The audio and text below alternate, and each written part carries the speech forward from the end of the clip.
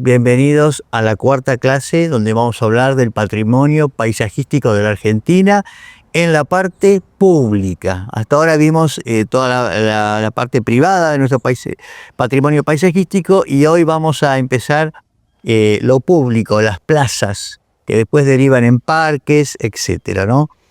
Así que, bueno, Carlos, Sí, hay un tema. podemos empezar desde el inicio con esto, ¿no? Sí, hay un tema que tendríamos que plantear, es que la plaza en realidad es un espacio hueco, un espacio que surge cuando se va las casas juntando y aglomerando, haciendo una urbanización, y hace falta tener espacios a nivel social, que se junte la gente, una escala que es proporcional a la misma escala que tiene el patio con respecto a la familia.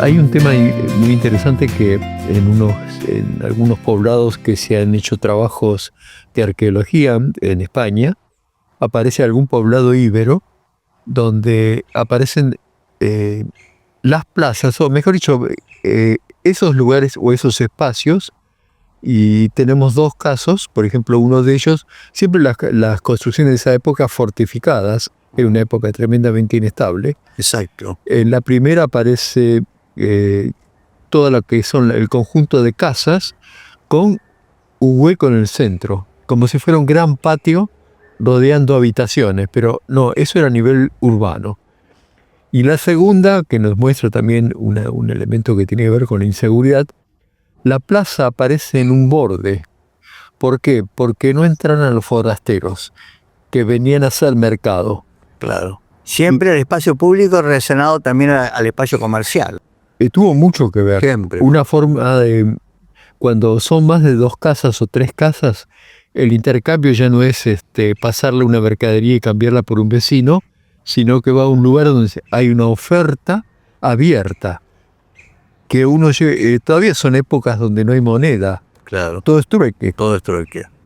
Y esas plazas van cambiando. Hay plazas también, las ágoras de la época de... Sí, ¿no? Cuando las ciudades se complejizan, tienen una escala diferente y nos van a aparecer, por ejemplo, las ágoras en lo que es ciudad, que ya es, la palabra ciudad es una cosa muy diferente, es una escala compleja que pasa de miles de habitantes, no de cientos de habitantes, y aparecen también espacios complejos, las ágoras, alrededor de las cuales había el mercado, estaban las estoas, había una cantidad de elementos de Había uso colectivo. más funciones Sí, para los templos. Los templos, exacto. Y empieza Los lugares de justicia. Sí, y empieza a aparecer un tema que después va a tener gran expresión en Roma, que es que aparecen los elementos importantes, y la plaza es como una escena con elementos simbólicos, los elementos del poder. Ahí están, especialmente en la arquitectura, en la escultura, Sí. en los trazados. Sí, ¿no? que eso va a ser una constante en lo que son las plazas mayores, en lo que es la cultura española. Nosotros vamos a recibir esa herencia, ¿no? Sí, es una consecuencia. Es una consecuencia. La plaza de un pueblito, bueno, después con el cristianismo ya se hacían capillas o iglesias, pero antes era simplemente un lugar donde lo predominante era el mercado. Aquí vemos una etapa ya en lo que es la Plaza Mayor, era la denominación que se usaba en España para nombrar esta plaza, que era cada población, cada ciudad tenía su Plaza Mayor, inclusive estaban reguladas. Plaza Mayor donde en los pueblos o en las ciudades tenía generalmente el ayuntamiento, el elemento simbólico de la ciudad, y por ejemplo en Madrid, que es el centro, la capital de España, está lo que se denomina la Plaza Mayor. La Plaza Mayor es una cosa muy interesante porque en el siglo XVII estaba envuelta en una escena, y la escena eran edificios altos. Hasta que allá por 1790 hay un gran incendio Y cuando se reconstruyen edificios de la misma altura y del mismo tipo. Aparece un gran edificio. Es una envolvente continua con Sí. el mismo lenguaje Sí. arquitectónico en todo eso. Lo interesante ahí es que se hace algo que después se hará en las plazas mayores de toda América. Se hacen los actos de fe, o sea, se hacen las corridas de toros, especialmente en la época de los Austria. Después los Borbones lo combatieron bastante. Se hacen los grandes festejos y ahí aparece un gran protagonista que es el balcón. Ahí es donde se alquilaban balcones. No, viene de ahí. Eso lo trajimos a Plaza de Mayo, porque los balcones de los Riglos eran... Claro, exactamente. El balcón es un elemento muy interesante, separa a la gente, no está en la muchedumbre, pero hay una participación total. Y los balcones, de alguna forma, son parte de esa escena, con la gente, pero fundamentalmente cómo se los arreglaba. Con tapices o guirnaldas de flores y una cantidad de cosas. Y mientras en Madrid pasaba a la Plaza Mayor, alquilaba balcones, acá en América todo eso se traspasó. Y Felipe II hizo unas ordenanzas, ¿no? Sí, pero previo a la llegada de los españoles, las grandes ciudades de lo que eran los imperios, tanto el Inca como el Azteca, tenían plazas, porque también tenían espacios sociales o espacios comunes, donde estaban los templos y donde estaban todo ese tipo de cosas. Y las aldeas, pequeñas aldeas o grandes aldeas, también tenían plazas. Plazas que eran más grandes, irregulares o no. La plaza después se convierte en regular, especialmente con las ordenanzas de Felipe II, que son las que regulan la construcción de ciudades en América, y que parten de una cosa que es muy renacentista, aunque sus orígenes habían sido ya romano, y a su vez se había reforzado con lo que tanto en España, con una ciudad que se llamaba Santa Fe, que fue la ciudad que se construyó antes de tomar Granada, donde estaba el campamento. Y todo esto deriva de los viejos campamentos romanos que tenían dos calles. El Cardo y el Decumano. Y en el centro, en el encuentro de las dos calles, se construía el foro. Todo esto viene de ahí, llega a América. México tiene una plaza que fue hecha, ¿no? El Zócalo de México fue hecho sobre una plaza anterior. Sí, el hacer sobre una plaza es algo así como hacer una iglesia sobre la iglesia o el lugar de culto anterior. Es simbólico.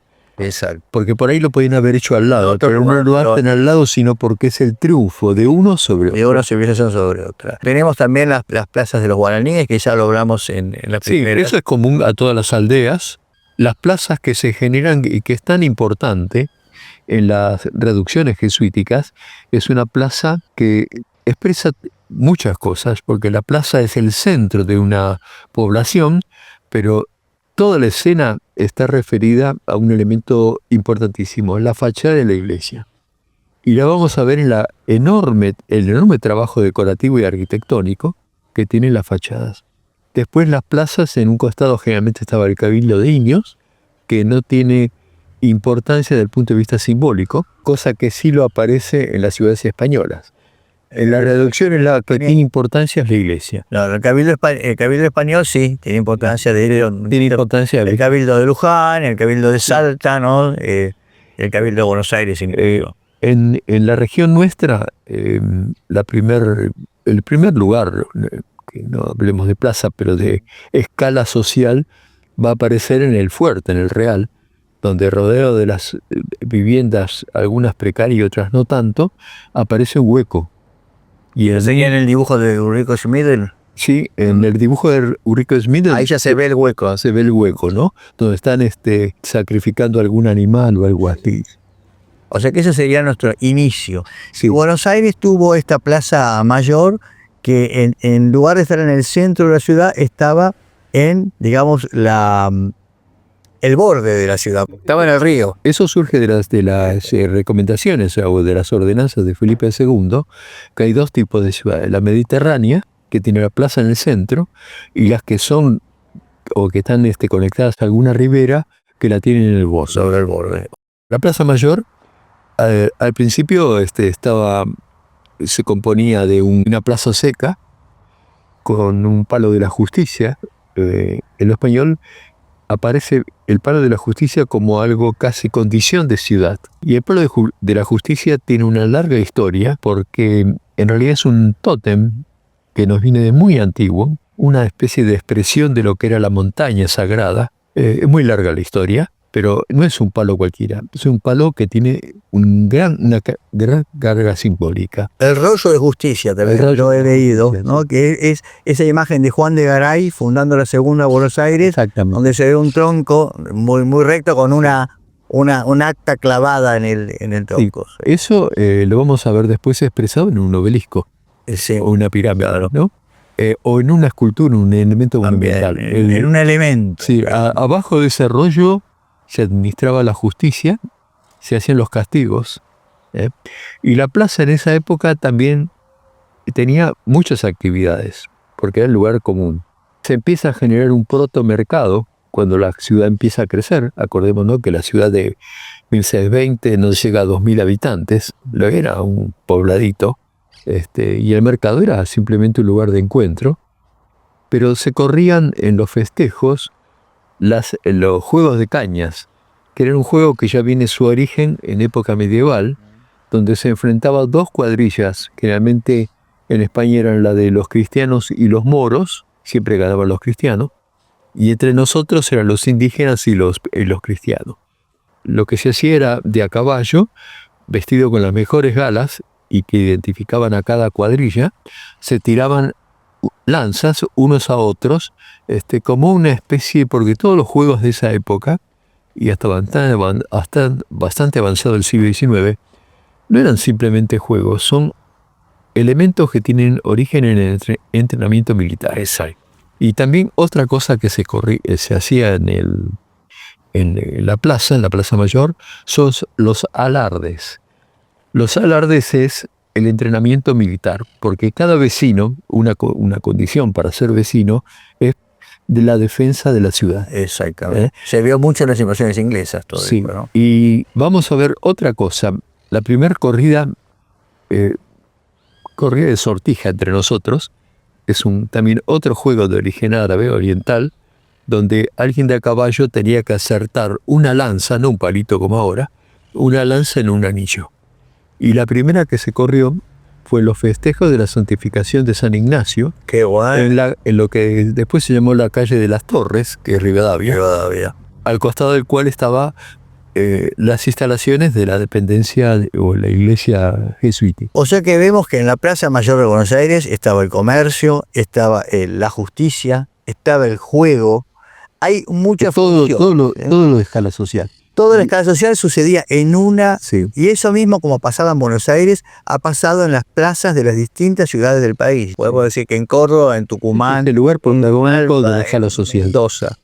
Hay un tema muy interesante que en alguna forma, en algún escrito de Luque Laglaise, un gran investigador, habla de que en la Plaza de Mayo, en el entorno, había 3 cementerios. Un cementerio al costado de lo que era el Hueco de las Ánimas, donde estuvo en algún momento una primera iglesia, otro cementerio al lado de lo que después fue la iglesia mayor, la catedral, y otro cementerio al lado de la iglesia de los jesuitas. Estaba dentro de la Plaza de Mayo, la iglesia, sí. Lo que sería la plaza que, digamos, que estaba frente a... No era la Plaza Mayor. No era la Plaza Mayor, era el borde, era el fuerte. Y aparte otra cosa que Luque Laglaise habla, de que la primera forestación de la Plaza de Mayo no fue en el siglo XIX, sino que ya lo fue en el siglo XVII. A partir de 1608, cuando están los jesuitas y organizan la huerta. Y en la huerta plantaron árboles. Árboles que no quedó nada de eso, pero fue una primera. Ahora, qué lástima porque toda esa historia está, o parte de esa historia, por ejemplo, los restos de la iglesia jesuítica. Están abajo de Plaza de Mayo. Sí, pero los hemos tapado. Sí. Porque hay un momento que la historia nuestra, no sé, hay una historia construida donde todo eso es como un ruido. Exacto, sí.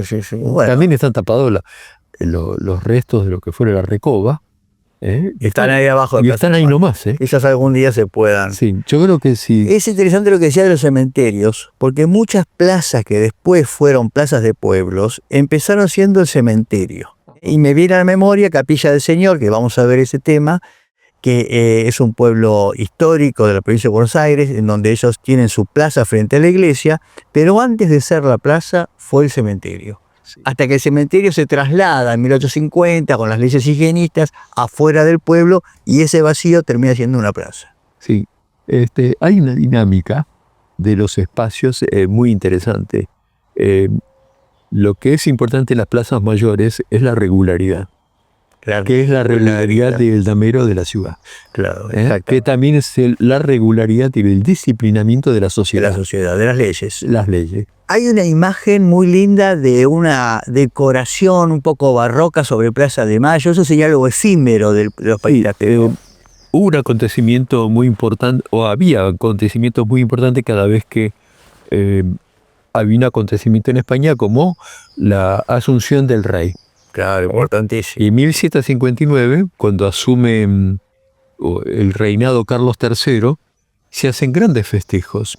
Y una de las cosas que nos ha quedado un testimonio en un plano original, que no sé dónde estará ahora, pero que en su momento lo había rescatado Peña, y lo guardaba Peña, una joya, que es un plano de una escena que abarcaba algo así como 60 o 70 varas, un gran escenario, reproduciendo arcadas y como si fuera un gran edificio, donde estaba en lo que sería el peinetón central, los retratos del rey y de la reina, y apareció una cosa muy interesante en eso. ¿Saben de qué color estaba pintado esa escena? De celeste y blanco. Que eran colores borbónicos. Eran los colores y que después anticipo de nuestra bandera. De nuestra bandera. Los colores borbónicos de... Es muy interesante porque estas construcciones efímeras, algo muy común en Europa y que después es parte de lo que es el teatro, son construcciones de las cuales tenemos muy poca referencia, por lo menos entre nosotros, ¿no? Sí, recuerdo una imagen hecha por Pierre Benoit, el padre de Pedro Benoit, que hizo sobre la Catedral de Buenos Aires también una especie de decoración. Sí, eso lo hizo... Algo similar a esto. Sí, eso lo hizo en 1828 o 29, cuando mataron a Dorrego. Fue y cuando se hizo el catafalco, donde se homenajeó a Dorrego. O sea que la plaza también tiene estos elementos simbólicos o a veces escenográficos, ¿no? Sí, hay un tema que es la plaza cuando se hacían las corridas de toros. La parte de espectáculo. Eso más, ya en 1750 el cabildo empieza a tomar la forma que después vamos a conocer, porque antes hubo algo así como 4 cabildos, inclusive un cabildo a la usanza española, que era un cabildo con 2 torres. Porque el cabildo con una torre es más bien italiano. El cabildo con 2 torres es español, que los cabildos con 2 torres venían de las antiguas fortalezas que había en España, los 2 bastiones. Y vamos a ver nosotros que en España prácticamente los cabildos, o los ayuntamientos, como ellos lo llaman, con una torre van a surgir o se van a difundir en el siglo XIX, después. Sí. Y lo interesante es que cómo se hacía la corrida de toros. Se armaba un coso, como se llamaba, lo que sería la plaza de toros, con carretas y andamios, porque era una plaza de toros que se armaba para las circunstancias. Claro. Y el virrey, en el caso del gobernador, la presidía desde el balcón del cabildo, que también se ponía con grandes ornamentos y se decoraba, ¿no? Es muy interesante porque para esa fecha, 1750, la plaza de Mayor tenía una escena un tanto singular. Tenía una torre, una iglesia mayor, la catedral, que tenía 2 torres, con una fachada diseñada por el hermano Blanqui, una iglesia adentro que era una iglesia más barroca y que correspondía a la tercera iglesia que se construía, porque como se construían con materiales efímeros duraba muy poco, y esa iglesia mayor se construyó sin una fachada, no la habían terminado. Blanqui en 1725 construye la fachada, después en 1750 se cae la catedral adentro y queda la fachada, y más o menos por 1770, cuando ya se había reconstruido la catedral, entre las cuales tiene que ver mucho Masela, que hace la cúpula. ¿Y qué pasó? demuele la fachada para hacerle otra fachada. Y esa fachada no se hizo, no había recursos, y recién se construyó la fachada de la catedral en época de Rivadavia. Catelín, el arquitecto Catelín, francés, la construye. ¿Y cómo construyen la iglesia, la fachada de la catedral? No la construyen en clave barroca católica, No. religiosa, la construyen en clave neoclásica Y pagana, pues. y pagana. Palabras. Y representa un frontis, es la copia del, Las 12 del columnas. Palacio Borbón. También esto se estaba haciendo en Francia, el neoclásico. Y hay un tema, alguna vez hicimos cateos sobre la catedral, y estaba pintada con un tono. Los tonos eran un ocre desaturado, un poco más parecido al color durazno, que es muy parecido a la piedra París con la cual se construía en Francia, en París, que como acá en Argentina imitábamos, o en la región, imitábamos los valores de esa revolución neoclásica, revolución francesa, todos esos valores, la referencia no era España, era hacia Francia. ¿Qué hacen? Se hace una imitación con cal, claro, pintado. Porque el blanco se empieza a ver, inclusive hay algunas... Se ve como algo hispánico, ¿no? Sí, como hispánico que había que superar. Claro, el cabildo era blanco, de hecho. Sí, que recién el blanco se va a recuperar con el neocolonial en el siglo XX. Exacto, principios del XX. Esta Plaza de Mayo en un momento se organizó con su comercio y se construyó la Recoba, que la dividió en dos, Sí, ¿no? 1803. sí. La Recoba es un edificio era un edificio neoclásico totalmente, tiene un arco de triunfo que se llamaba el Arco de los Virreyes, y en esa Recoba funcionaban tiendas. Sí, hay un tema que al costado de la Recoba, en un espacio pavimentado con piedras, ¿no? Se había organizado el mercado de lo que sería la ciudad. Un mercado que funcionaba a las mañanas, abastecido desde las chacras, de Pangevar, y hay crónicas muy interesantes de las carretas que venían con la mercadería de la zona de San Isidro y toda la zona de las chacras. Más hacia el sur había otra parte donde se vendía el pescado, otro donde se vendía la carne, donde después estuvo la legislatura, y donde se vendían las perdices que en el foso del fuerte. O sea, en una parte muy dinámica en ese sentido, con sus olores, con sus ruidos, que estaban frente a lo que después era tan importante en ese momento, que fue el primer gran inquilinato de Buenos Aires, que son los saltos de escalada. Todo estaba alrededor de nuestra plaza. De la plaza que da sobre lo que era el fuerte. El fuerte. No era la decir Plaza Mayor. que estas características que estamos hablando de la Plaza de Mayo se daban también en otras plazas de otras ciudades del país. Sí. En como su un prototipo, en su escala se repetía, ¿no? También había actos de justicia en Plaza de Mayo. Sí, había un podemos tema, recorrerlo, ¿no? Sí, pero eso de la Plaza Mayor, ahí se administraba la justicia, y uno de los casos más interesantes y pintoresco es un relato que hay sobre un peluquero francés a fines del siglo XVIII que había robado en una casa. Entonces lo condenan, y una de las condenas era, lo estigmatizaban socialmente. Pues se llamaba el estigma. Sí. ¿Y qué era eso? Lo paseaban con un burro montado al revés, y un oficial iba leyendo el bando de por qué lo castigaban, y lo iban paseando por la plaza. El estigma es una cosa que se usó mucho, se usó en España, se usa acá, lo usamos acá, que era la vergüenza pública. Hoy sería imposible. O sea que la plaza, hoy sería imposible porque bueno, no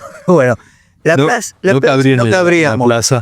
La plaza es un recipiente de todas esas actividades sociales, ¿no? Y es donde se muestran las cosas y donde se exhiben. Que ese es el alma de la plaza. Ese es el alma de la ciudad. Ahí está. De la ciudad.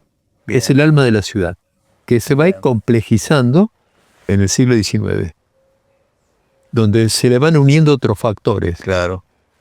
Por ahí a fines del siglo XIX vamos a encontrar que la plaza toma otra dimensión cuando se le abren las diagonales, cuando se abre la Avenida de Mayo y se conecta un espacio público que unía el Congreso con la Plaza de Mayo, y la Plaza de Mayo en un proyecto con el Palacio de Justicia y con una biblioteca que nunca se hizo. O sea que una plaza que al principio tenía las funciones del comercio, del espectáculo, las funciones simbólicas de la asunción de un rey, las funciones religiosas de las procesiones, empieza a perder un poco esas funciones y empieza a tener otras, ¿no? Sí, pero las otras las tiene porque crece la escala de la ciudad. Claro. La ciudad que nosotros, la ciudad. claro, la ciudad que nosotros conocíamos en la época de Carlos III, 10.000, un poquito más de 10.000 habitantes. La ciudad que conocemos en la época de la Revolución de Mayo, un poco más de 40.000 habitantes. Y ahí ya tiene una cosa muy interesante que se produce en el Cabildo, que el Cabildo para allá por 1770 se le construye una torre.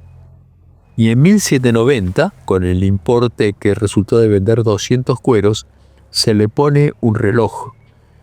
Y el reloj cambió un sentido importante en la ciudad.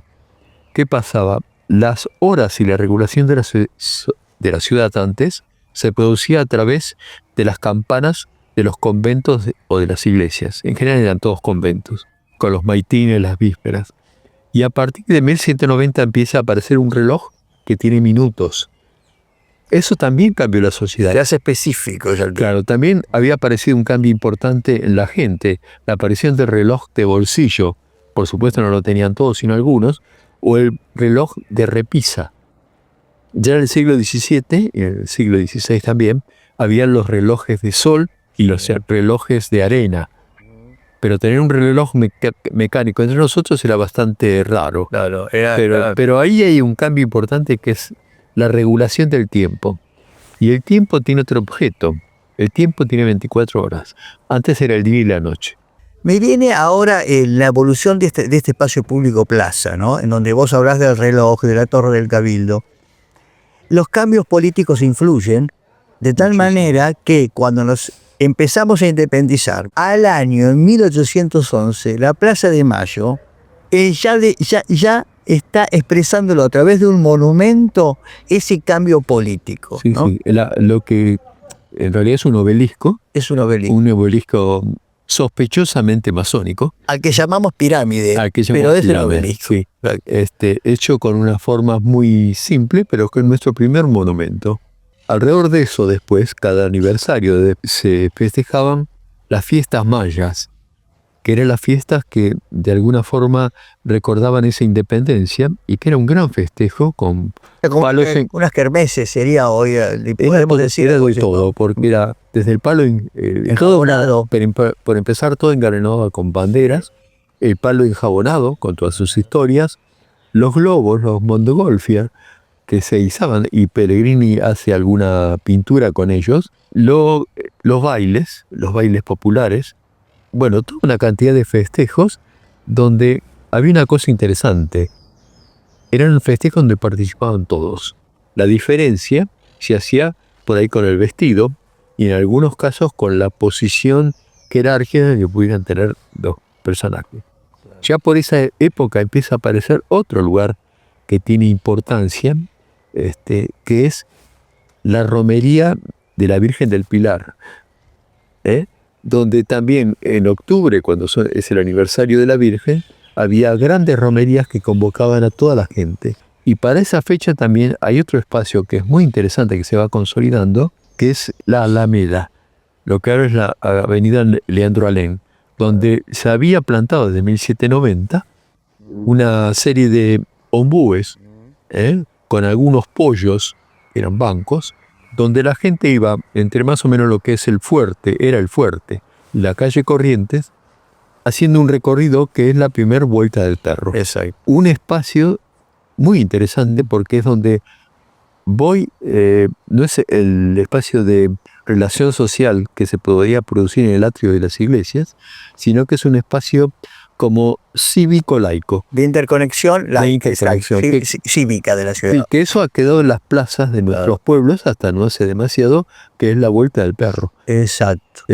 Y entonces podemos decir que estas ciudades primitivas de nuestro país tenían la Plaza de Mayo y tenían la Alameda. Y estas alamedas, vamos a mostrar después, a especificar un poco más, pero eran paseos que ya en España se usaban. Sí, en España habían empezado con el paseo de Hércules en Sevilla. En Sevilla. Y hay dibujos de eso. Y en Buenos Aires en un momento, el mismo pueblo, pero la gente pidió tener una alameda. O sea, tener un lugar de paseo que no era exclusivamente la Plaza Mayor. No, es una nueva forma de relación social propia del barroco.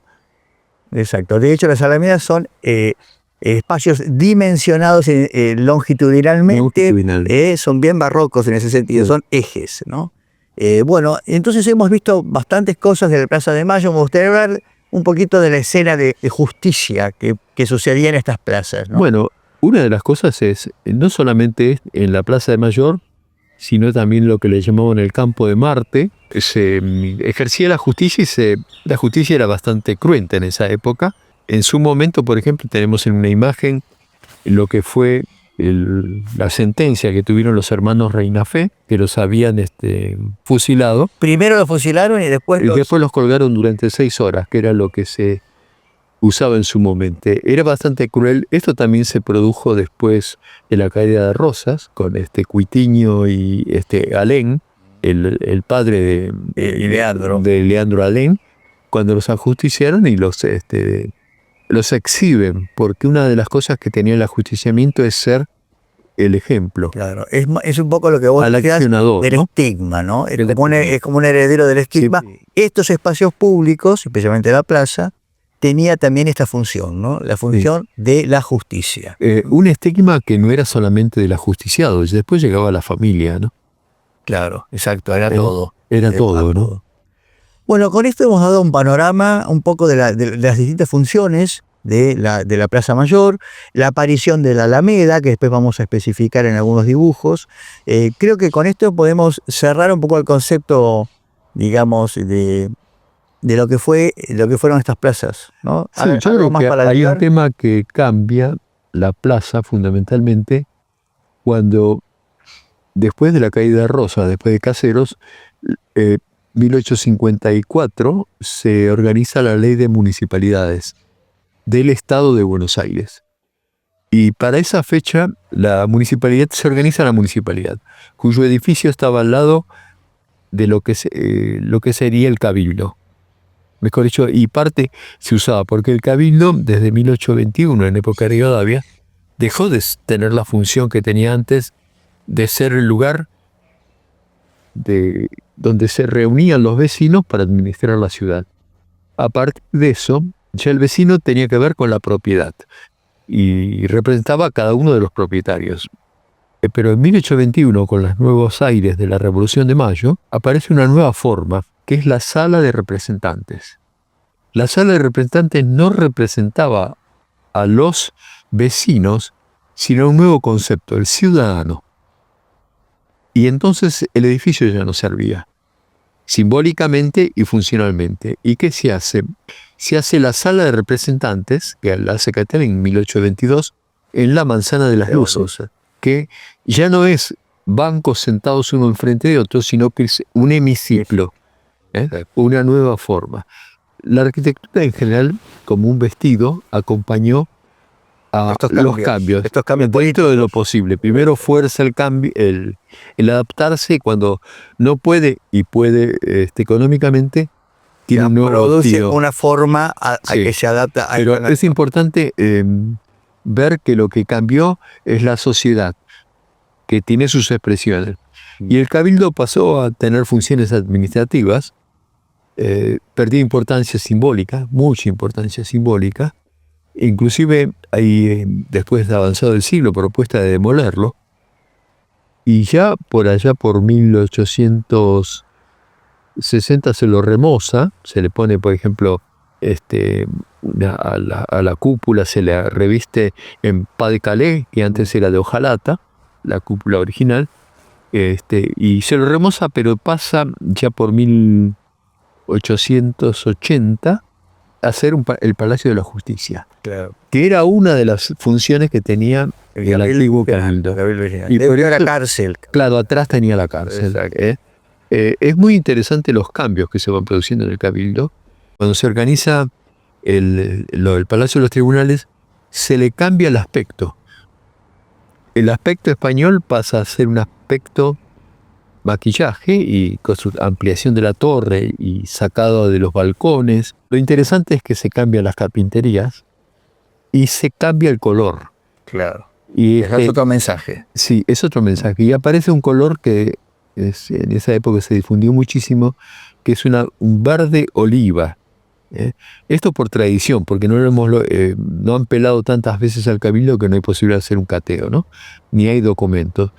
Como se había pintado en ese momento, 1880, 1890, la catedral, y como se había pintado la casa de gobierno, que en época de Tamburini se lo pinta de un verde oliva desaturado, que son los colores que en realidad es Roma.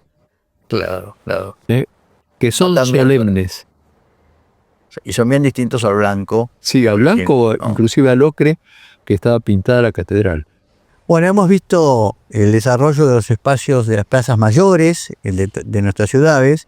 Hemos hablado sobre los paseos de la Alameda. Estos eran espacios públicos que en España se empezaron a aplicar y que después pasaron a América. Especialmente eran espacios arbolados. Podemos decir que durante el periodo hispano fue el único espacio arbolado público que tuvimos en Argentina. Que eran especialmente lugares así direccionados en un sentido barroco, ¿no?, del espacio.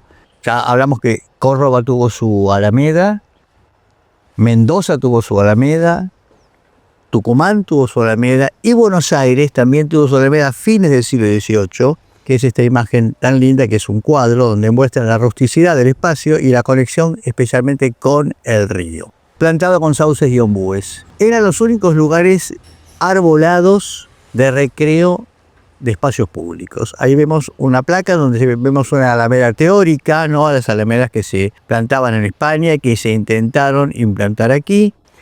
Después las ciudades empezaron a tener otros lugares, especialmente en Buenos Aires existía la palabra hueco, que eran los terrenos que no habían sido construidos. Entonces está el hueco de Doña Engracia, que es hoy la Plaza Libertad, el hueco de las Cabecitas, que es hoy la Plaza de las Heras y Pueyrredón, los mataderos. Todos fueron lugares en donde a partir del siglo XIX empezaron a verse la posibilidad de desarrollar un espacio público a modo de plaza. Hoy les llamaríamos baldío, ¿no? Baldíos grandes que terminaron siendo plazas. Podemos concluir diciendo que hasta Caseros los espacios públicos tenían un protagonista que era el habitante. Sí, el tema del espacio público o la plaza es que no tenía ningún equipamiento salvo el palo de la justicia y después la pirámide, porque en general eran espacios multiusos, donde se hacía desde un desfile, un ajusticiamiento, eran para todo.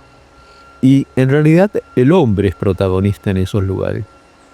Después vendrá el diseño, donde el hombre termina siendo espectador. El hombre termina siendo espectador, y lo vamos a ver especialmente a partir de Caseros, ¿no? Sí, exactamente. A partir de Caseros, el nuevo orden político del país va a traer consigo el nuevo orden en el diseño de esos espacios públicos, como un mensaje a la sociedad. Antes de Caseros fueron espacios vacíos, en general sin pavimento.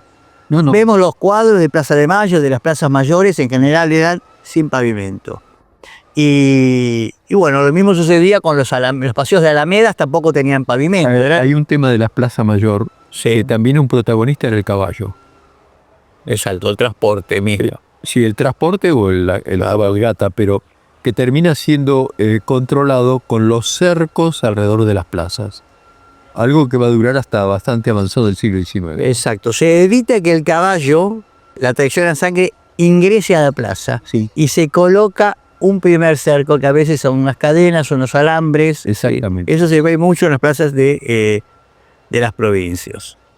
Bien, el paisaje público después de Caseros, 1852, podemos decir que hay una modernización, hay ideas de progreso, se pretende civilizar a la población, se pretende disciplinarla, dónde circula, dónde no circula, se plantan árboles también como un signo de modernidad, se coloca más equipamiento y en este caso vamos a ver puntualmente la modernización de la Plaza de Mayo, a la cual se convocó a Prilidiano Pueyrredón ingeniero, pintor, paisajista, arquitecto, etcétera, un hombre polifacético que gratuitamente hizo estos trabajos convocados justamente por la municipalidad. Hay una cosa que quisiera agregar.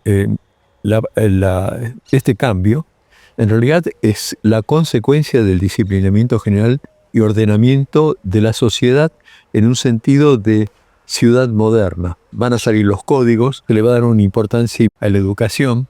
Todo es ordenamiento. Ordenamiento. En el campo va a aparecer al poco tiempo el alambrado, va a desaparecer el gaucho, que se movía libre.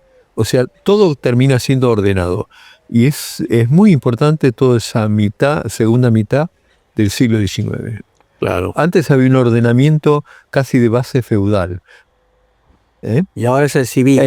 Ahora es civil. Exacto. Con leyes. Con leyes. Escritas, con códigos. Con códigos. Exacto. Eso llega a la Argentina.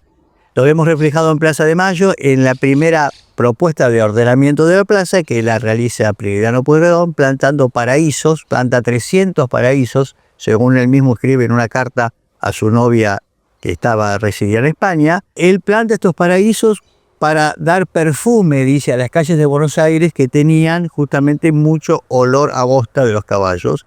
Pero en realidad él ordena la plaza, la divide en dos. A la original pirámide de Cañete, él la eleva, la decora con una estatua de la República realizada por el escultor Dubourdieu y por 4 estatuas también del comercio, las artes, la agricultura, creo que la astronomía. Que ahora las han repuesto. Las han repuesto, sí, que no son los originales, porque los originales estaban hechos en un material que se había descompuesto, le pusieron unas y esto es muy importante porque entonces Prilidiano está poniendo al símbolo un poco austero de 1811, que fue la pirámide de Mayo, él la eleva y le coloca estas estatuas. O sea, es un mensaje muy claro a la sociedad.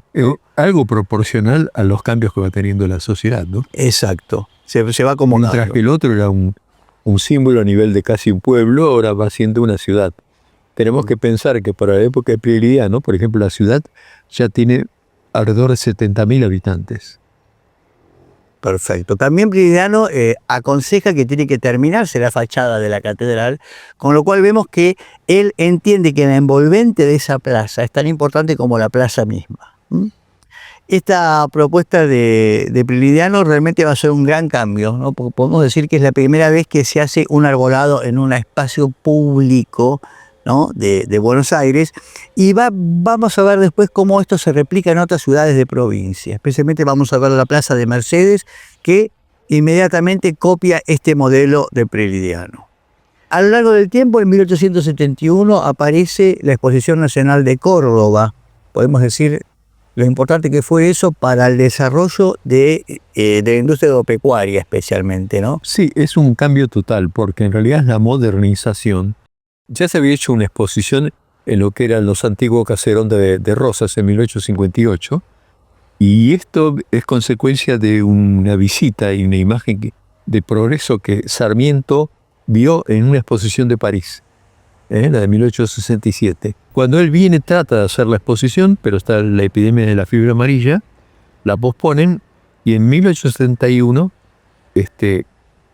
acuerda con Eduardo Olivera, un gran innovador de muchas cosas, que organice la exposición. Y la organizan en Córdoba, porque Córdoba estaba en el interior. Y Córdoba para esa fecha tiene 28.000 habitantes. Y Córdoba había tenido una cosa que es muy importante. Unos meses antes se había logrado conectar la ciudad de Córdoba con Rosario, con un tren, una línea de ferrocarril que es casi una clave en el desarrollo argentino, porque esa línea de ferrocarril fue la vena económica que tuvo toda la pampa gringa, y la consecuencia fue la exportación de cereales, el crecimiento de Rosario, y bueno, el crecimiento de nuestra economía. La salida de los cereales a través de un puerto. Sí. Exacto, del interior del país. Esta exposición, bueno, impulsó justamente los ferrocarriles, 1871 ya estaban instalados, impulsó la plantación de árboles, trajo maquinaria agrícola, todo esto influyó en lo que fue después las ideas del el paisajismo. Un jardín muy importante ahí. Un jardín con invernadero. de unas huertas, exacto. O sea que esto es un hito dentro de lo que es la historia del paisajismo. Sí, hay un tema que es consecuencia de la exposición, o sea, de esos movimientos alrededor de la exposición, que es al poco tiempo el Servicio Meteorológico Nacional. Otro tema también. Al poco tiempo la formación de 4 escuelas a formar cuadros para esa revolución agrícola que pasaba de lo tradicional a lo moderno. A lo tecnológico. Y a su vez fue la incorporación de la maquinaria agrícola que junto con la inmigración que en ese momento empieza a tener auge, es la que permite ese cambio sustancial total sí. En lo que es lo económico y lo social y lo cultural de nuestro país, ¿no?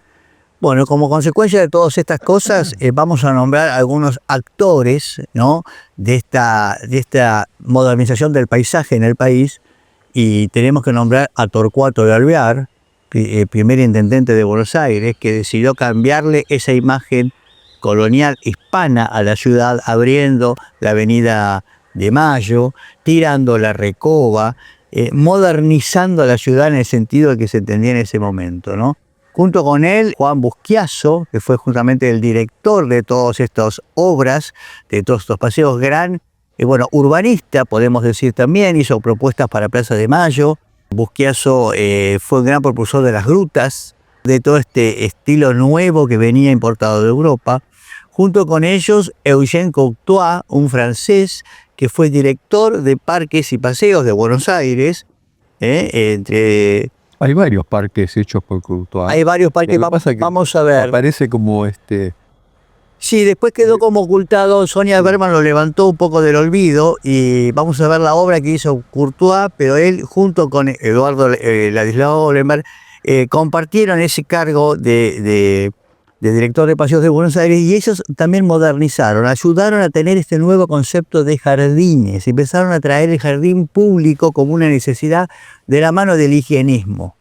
Por eso vamos a ver que los hospitales de Buenos Aires empezaron a tener jardines justamente cuando Courtois empezó a actuar. Bien, también vamos a recordar a Jordan Wysocki, un ingeniero polaco, que fue el primero que planificó Palermo. Porque Palermo había pasado a ser el Caserón de Rosas. Cuando empezó a hacer un parque público, Wysocki realizó esa planificación de ese primer parque público de Buenos Aires. Y bueno, le tocó también construir la casa donde hoy está el Jardín Botánico, esa casa, ese castillito colorado de ladrillos. Fue parte también de la actuación de Wysocki. Y junto con ellos, Fernando Mauduit, que fue un ingeniero francés que también trajo Sarmiento y que también tuvo gran actividad, vamos a ver especialmente en la ciudad de La Plata y en lo que es la escritura de tratados de botánica. Sí, en la difusión, pero Mauduit estuvo en la comisión del Parque 3 de Febrero. También, exactamente. Bueno, en este momento entonces empieza también a aparecer algo que se instaló y que quedó en muchas ciudades de nuestro país, que es la plaza en asterisco, explicando a la gente lo que significa la plaza, que tiene 2 ejes ortogonales y diagonales, con el centro del monumento una fuente. Vemos hacia 1870 aparece ya la Plaza de Mayo con senderos en asterisco. Y después en 1883 hay un proyecto de Busquiazo donde él propone tratar las 2 plazas de Mayo, una vez derruida la Recoba, con 2 trazados en asterisco. Esto va a quedar como un modelo de plaza jardinada. Ya no es ese espacio público seco que veíamos de plaza de barro, donde podían suceder muchas funciones, sino ya la plaza es un jardín. Y eso va a quedar en todas nuestras ciudades y vamos a poder verlo, y esto nace en esta época. Y el trazado en asterisco también es algo que queda de esta época de 1880 en adelante. Hay como una revolución total, porque todo el mundo tenía como referencia, Buenos Aires tenía como referencia París, pero el interior tenía como referencia a Buenos Aires. Exacto. Y una marca de progreso era tener una plaza, no una plaza seca, sino una plaza en asterisco y jardín. Con jardín y con si es posible una pirámide o alguna estatua. Un elemento. Sí. Y después en algún momento unas palmeras, ¿no? Siempre. Después vinieron las palmeras, que también lo hablamos hacia 1890. Bien, de esta época son las grutas, Recorremos acá a Busquiazo, recorremos a Courtois. Había grutas en la mayoría de las plazas de Buenos Aires, todavía se conservan algunas grutas, vamos a recordar las del Bosque de la Plata, que son casi las únicas que quedan, pero incluso los jardines privados tenían grutas como también motivo de modernización del espacio. Las grutas vienen desde la época de los romanos, vienen especialmente en el Renacimiento, había muchas grutas, también lo vimos en Versalles, pero en esta época resurgieron las grutas, ¿no? Y recordemos la gruta de Constitución, que fue muy criticada, como que algo de mal gusto ya en ese momento. El refugio de los gatos. Así le decían, ¿no? Y terminó siendo demolida. Pero había grutas también en el Parque de la Recoleta y en muchos otros espacios públicos. Esto viene de esta época también, las grutas. Podemos ver en esta placa un diseño de jardines diseñados por Courtois, en donde vemos también unos ejes ortogonales que ordenan un camino, pero en el interior de los 4 manzanas que quedan de este diseño, vemos cómo se combina una manera de hacer paisajismo un poco a la inglesa, o anglo-chinois también decimos, que lo veíamos en los catastros beares, ¿no? Esos senderos curvilíneos con formas orgánicas. Acá vemos en esta placa los hospitales públicos que empezaban a tener jardines, la instalación de este concepto del jardín dentro del hospital público viene de este periodo también. Sí, más que del jardín, yo creo que el jardín es la consecuencia, pero lo importante es la importancia que se le daba a lo verde como productor o como purificador del aire. Exacto. Y que ese espacio debía ser un espacio incluso estéticamente agradable, exactamente. Por supuesto, Courtois logra algo muy importante, que es instalar el primer vivero municipal en Buenos Aires, ¿no? En la zona de Plaza España. Él instala ese vivero. Eso es muy importante porque eso significa que ahí se van a producir los árboles que empiezan a ocupar las calles de Buenos Aires. Ahí estamos hablando de los 1880. Sí, ahí hay un tema interesante en ese lugar, Plaza España, que antiguamente había sido los terrenos antes de la convalecencia, que era un hospital dedicado a la convalecencia de los enfermos de los betlemitas, de la orden de los betlemitas. Y cuando más o menos eso a principios del siglo XIX, se convierte en un matadero, el matadero del sur. Eso va a ser hasta 1899, cuando este matadero se traslada a Liniers. Y en el Parque España, aparte del vivero, que fue muy importante, tenía un cerco, como todos los espacios públicos, que era controlable, porque no entraban los caballos, porque era un cerco de verjas y de pilares, ¿no? Que se demuele en el siglo XIX, ¿no? Ahí me viene a la memoria también que he leído que Afino dice que había tipas que cultivaba ya Courtois en esta plaza. Y si vamos a la Plaza España, hay una tipa muy antigua frente al Hospital Británico que puede ser una tipa de aquella época, que después Taís se encargó de diseminar por todas las avenidas.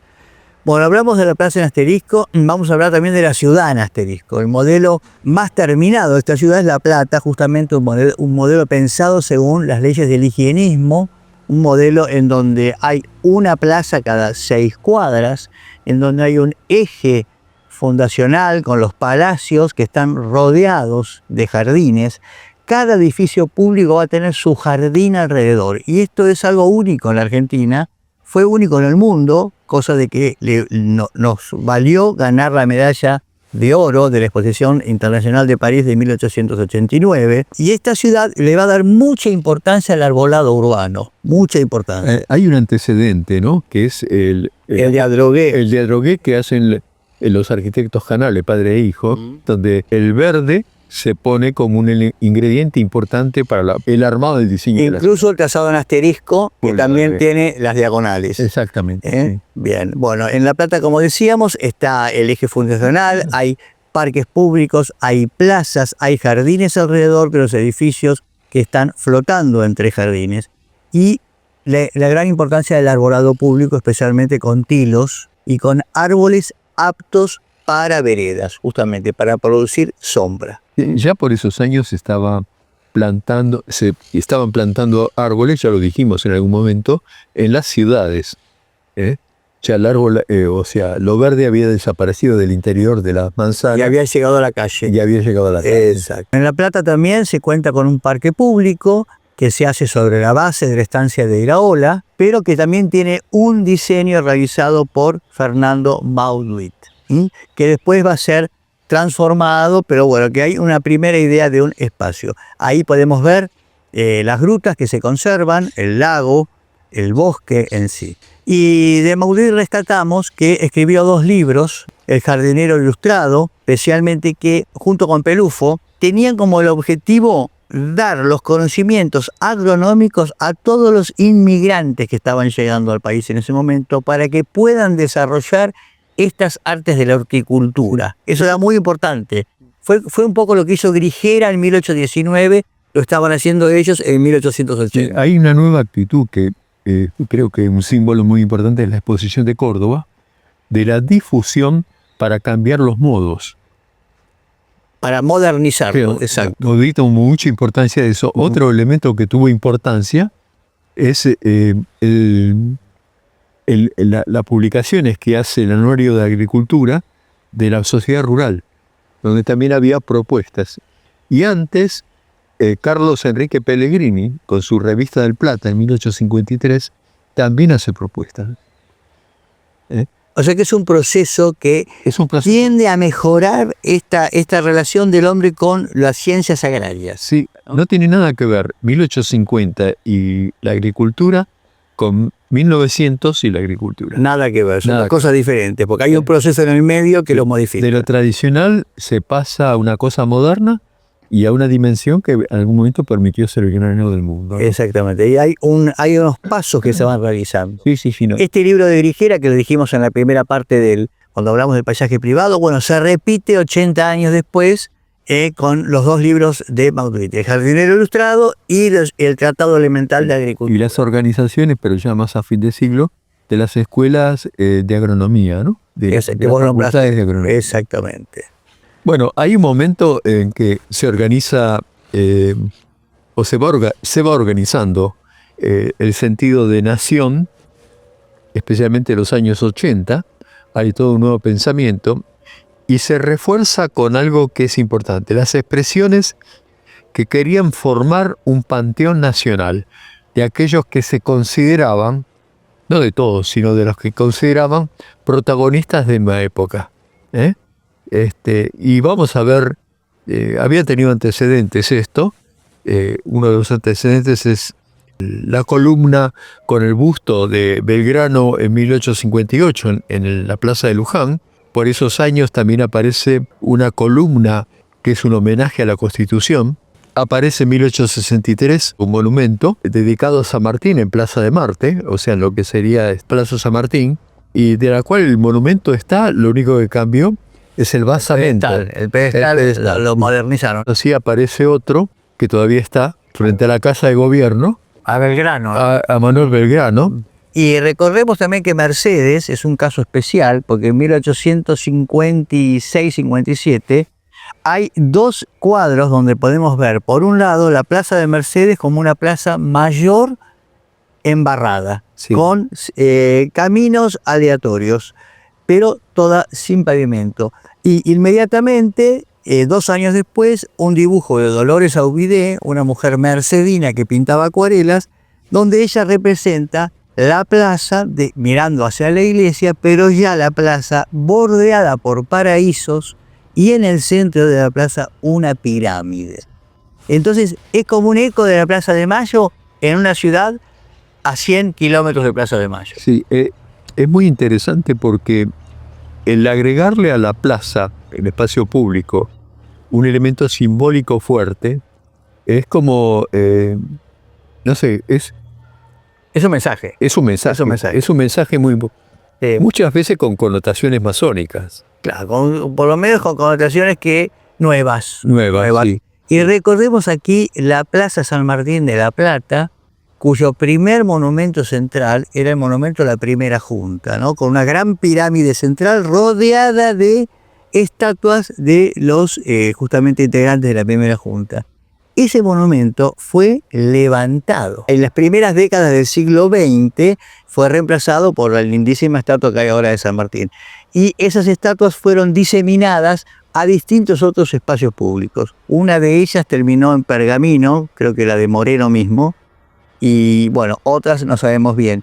Pero había una vocación de que los espacios públicos tuvieran este equipamiento, que era un mensaje, ¿no? Las estatuas. Sí, sí, lo vamos a encontrar en muchos lugares, inclusive muy polémicos. Vamos a encontrar Lola Mora, que hace su conjunto en un lugar y no la sociedad, en ese momento los dirigentes de la sociedad, lo desplazan porque no lo consideran encuadrado dentro de la moral de su época. Exacto. Lo mismo vamos a encontrar después algo así como esculturas o grupos escultóricos que son migrantes y se van ubicando según los valores de cada época. Bueno, Algunos adentro, algunos afuera y algunos en el depósito municipal.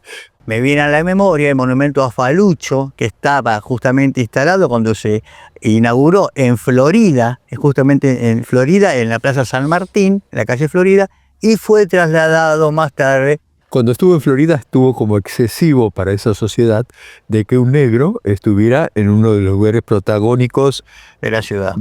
y más un lugar que en ese momento era una expansión de la nueva arquitectura y de los parques. Y el negro Falucho en realidad lo rescata Mitre, porque en nuestra historia no estaba demasiado, pero Mitre en su panteón que arma, el negro Falucho que fue un protagonista y un patriota, pero negro, en el que rechazó el hecho de la rendición de algunos regimientos muy importantes, tanto de Buenos Aires como de Chile, que se pasaron a los españoles.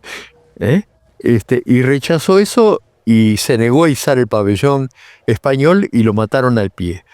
Y fue uno de los grandes héroes porque era un sentimiento lo que había atrás de eso, ¿no?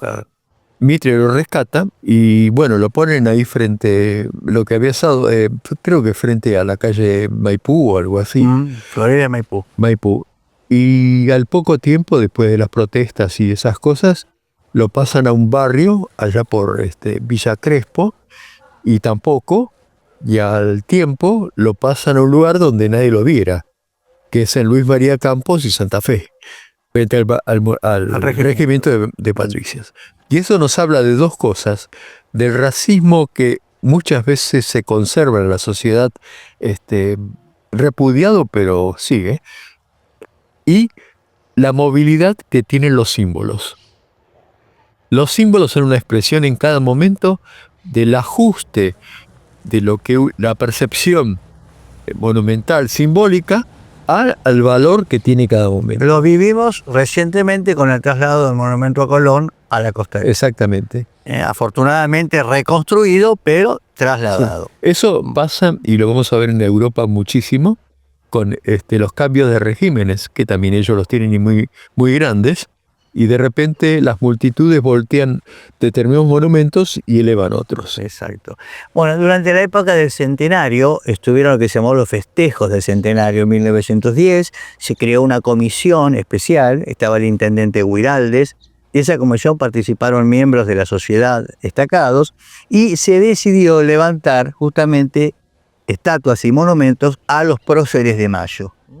Ahí tuvo un rol muy importante Adolfo P. Carranza, el fundador del Museo Histórico, que se encargó de hacer el diálogo entre los escultores, los familiares de los próceres y la iconografía de esos próceres para vestirlos con la imagen que hoy los podemos conocer y que era lo más fiel posible. Cada uno de esos tuvo su estatua en distintas plazas de la ciudad. Y fue todo un momento también de ubicar a la historia de la ciudad en el espacio público. Sí, hay una cosa que fue monumental en serio, que es el homenaje que hacen las comunidades extranjeras, Los inmigrantes a lo que fue la Revolución de Mayo. Y vamos a encontrar desde el monumento que hace Alemania, la Torre de los ingleses, el monumento de los españoles y muchos otros. Cada uno fue un homenaje. Exacto. Y en esto de los monumentos que hacen los extranjeros, que después, bueno, serán las raíces de nuestra sociedad también, aparece uno que es grandilocuente, que es el monumento a Garibaldi en Plaza Italia, donde no había todavía el Panteón Nacional y ya una comunidad pone el que era el gran protagonista de la unificación italiana. También después van a aparecer los españoles con distintos monumentos. Se hace monumento importante en una época sobre la primer fundación de Buenos Aires, en lo que es Parque Lezama. Muy lindo monumento a Pedro de Mendoza. Sí. Se hace otro monumento importantísimo a Simón Bolívar en Parque Lezica. Se van haciendo, y la plaza va tomando también un carácter no solamente de esparcimiento, sino también de contención de los elementos simbólicos. Exacto, el mensaje. Del mensaje. Recordemos también el monumento Mazzini, creo que es el primer monumento a un civil realizado en esa plaza que está en la avenida Leandro Alem y Tucumán, en el Bajo de Buenos Aires. En este contexto, con esta tierra fértil preparada, empiezan a arribar los paisajistas europeos, que ya hablamos de lo que fue la europeización del paisaje en el ámbito privado, también va a suceder en el ámbito público. Y aquí es donde Thaís llega a una Argentina que está ávida de recibir a estos profesionales que ya tenían su capacitación. Thaís había sido el secretario de Edouard Dandré, un gran paisajista francés que fue convocado a trabajar en Argentina, y André lo mandó a su secretario. Thaís hizo el Parque Sarmiento, que fue un parque privado para el señor Crisol, y ya con las maletas en el puerto para regresar, ganó un concurso que se armó especialmente para ser el director de Parques y Paseos de Buenos Aires, cargo que ocupó desde 1889 hasta 1914. O sea, tuvo toda la Belle Époque en sus manos, tuvo toda la transformación de los espacios públicos, no solamente de Buenos Aires, sino del país. Muchas veces eran parques que ya existían. Por ejemplo, en el caso del Parque Lezama, era una quinta que ya habíamos dicho que era la Quinta Horn, luego la compró Lezama, actuó Fereque, justamente ese jardinero que también actuó en los jardines de la Estancia San Juan con Pereira y Aola. Y Thaís la recibe en 1896 y en 1904 la reforma, integrando todos los jardines en un nuevo parque público, con barranca, con miradores, con escaleras que suben, con senderos curvilíneos, podemos encontrar en el Parque Lezama muy lindo, un templete griego, también en una zona de barranca. Después va a desarrollarse una rosaleda en la época de Carrasco. El parque público empieza a tener una serie de elementos que lo caracterizan. Siempre la fuente, siempre las estatuas, siempre los senderos curvos, siempre los escalinatos. Y casi siempre las verjas. Estuvo cerrado con verjas mucho tiempo el Parque Lezama. Estos parques se abrieron en la década del 30 como una necesidad de popularizar el espacio. Pero eso justamente, causó a veces una pérdida grande en estos parques. Parque Lezama estuvo mucho tiempo conservando las rejas originales. Bien, lo interesante de Parque Lezama es que uno puede todavía ver las distintas capas de esas plantaciones y de esos elementos. Por ejemplo, está el sendero de vasos, los vasos Medici, que son esos jarrones italianos que son de la época de Lezama y que Thaís los conservó y conviven en ese nuevo estilo de parques.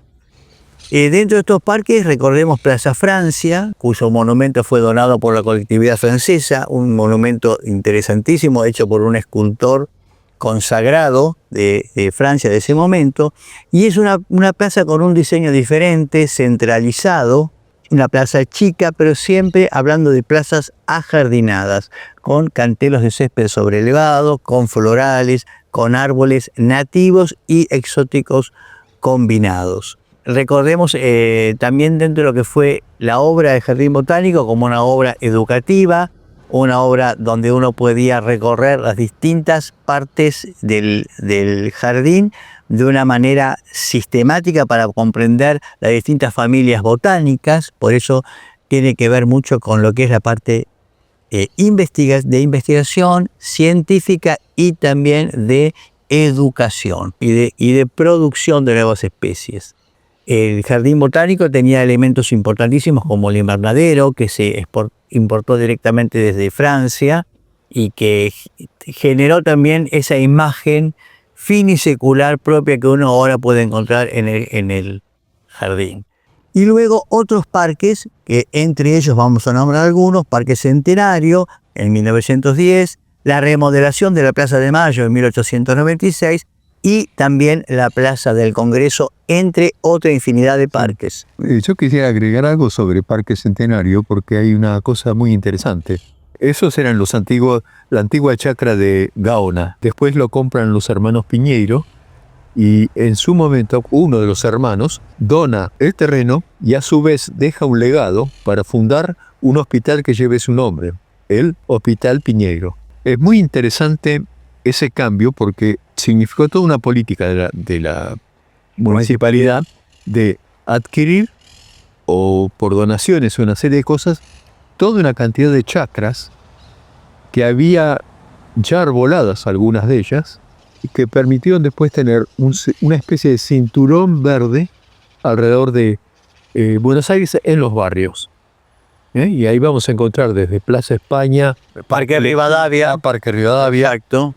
Parque Avellaneda, Parque Saavedra, esa cosa. y tantos Son distintos pulmones que van jalonando la ciudad, no lo suficiente, pero necesarios. El origen de los parques viene en el siglo XVIII, fines del siglo XVIII, con la compra Los parques reales. los parques reales, Los parques reales. o de la nobleza, que en general eran cotos de casa, que cuando la ciudad crece van quedando envueltos. La necesidad de la ciudad, de la revolución industrial, que empieza a ser una ciudad con vida muy hacinada y contaminada.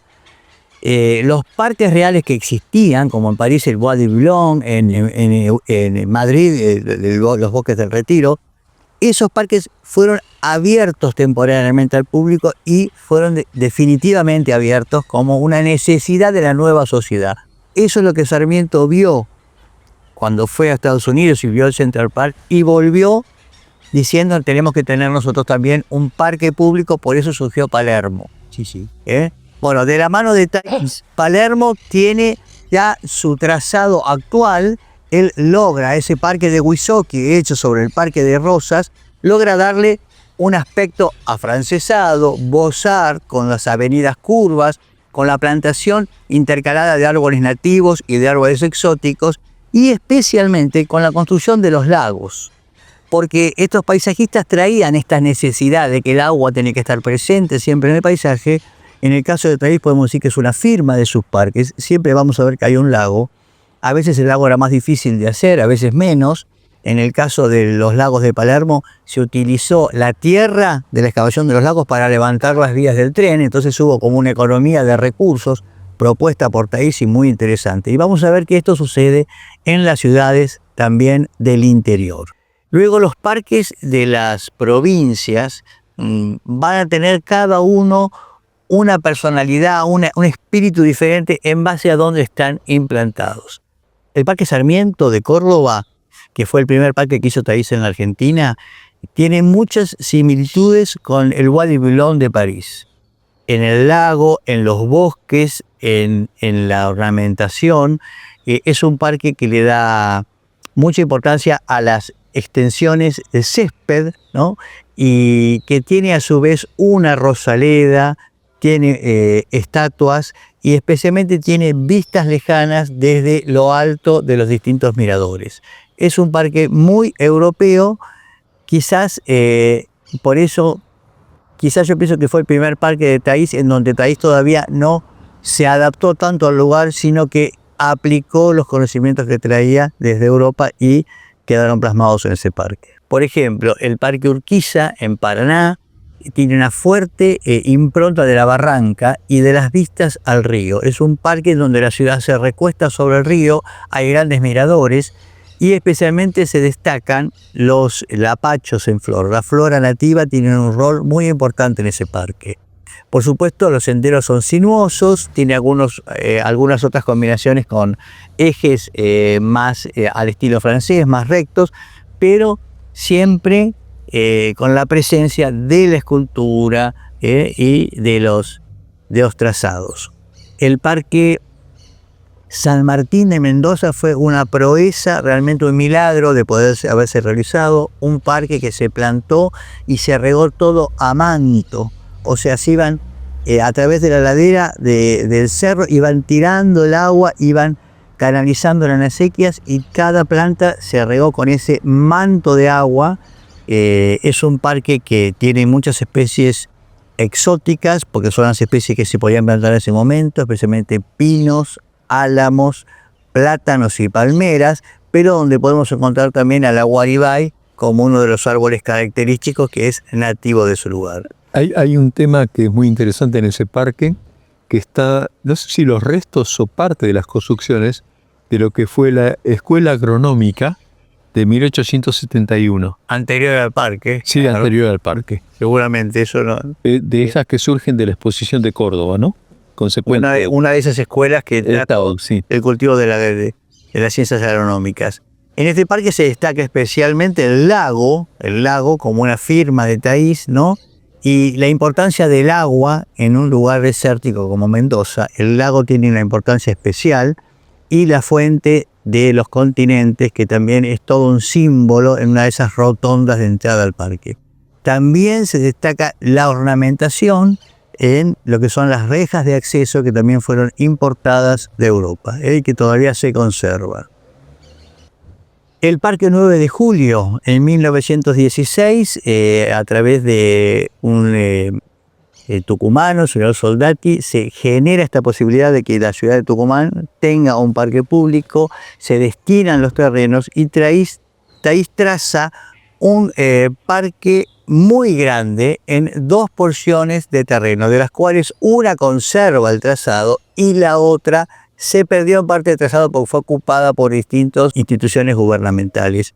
La importancia del Parque 9 de Julio es traer justamente a una ciudad pujante como era Tucumán en ese momento, la posibilidad de gozar de un espacio público abierto al público, en donde uno podía reconocer a las propias especies del monte tucumano en ese lugar público. Hay infinidad de lapachos, hay orcomolles, hay muchísimas especies nativas de la selva tucumana que están integradas en ese parque de trazado finisecular, que también tiene un lago, que también tiene estatuas importantísimas y que también conserva la antigua casa del obispo Colombres, que es una casa también del siglo XVIII con arcadas hechas, con una arquitectura típica del periodo hispano. Estamos en la Plaza Granburg, entre Libertador y Figueroa Alcorta. Este lugar representa esas ideas que empezaron en Inglaterra a fines del siglo XIX, con lo que se llamó la ciudad jardín.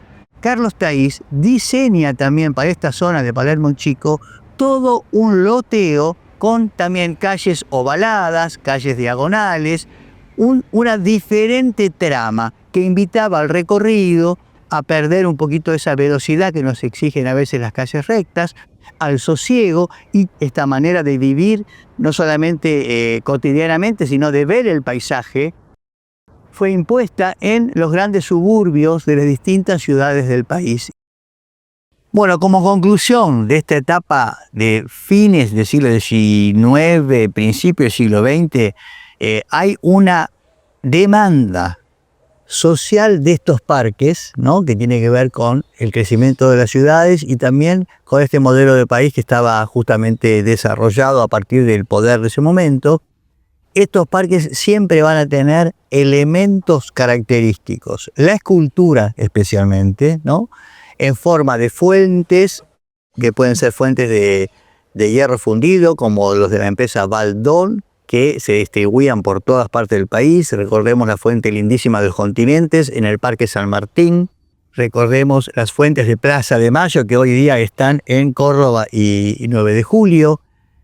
También de estatuas también de vasos, de ornamentación. Muchas veces esa ornamentación venía de talleres especializados que se dedicaban a copiar esculturas clásicas renacentistas en Florencia y eran traídos aquí, como pasa en el Bosque de la Plata, que podemos encontrar estos vasos y estas esculturas.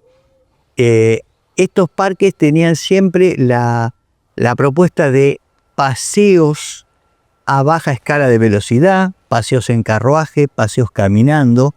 Recordemos la avenida Sarmiento, que era justamente ese lugar en donde era como un salón al aire libre, en donde uno podía ver y ser visto. La sociedad iba justamente a hacer ese juego social.